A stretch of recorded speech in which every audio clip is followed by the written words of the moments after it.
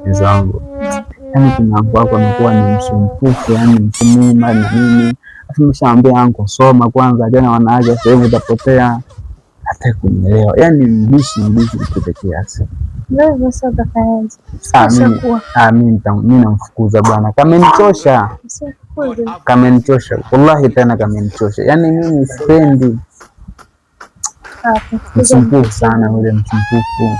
Yani juzi unajua, yani eti kaja na kuna ndugu yangu mmoja, eti hamjui ndugu yake, eti anakuja kumtambulisha mimi kwamba ni mchimbaji.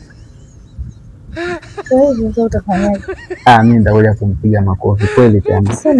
Amekuwa na mambo ya kijinga, yani mimi mjomba. Afu mjomba wewe. Afu mjomba kila siku. Mjomba ni cheki kwambia. Mtu huyo ndo huyo. Nini sasa? Namanyire.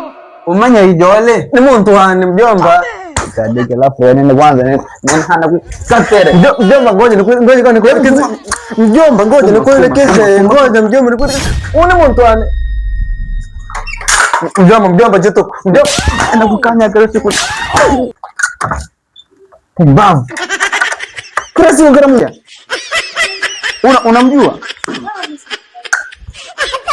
Unamjua? Simjui. Hapana bwana. Unaniuzi? Ala. Akili zangu ziko. Maisha gani haya? Niko hopeless. Yeah. Sipendi.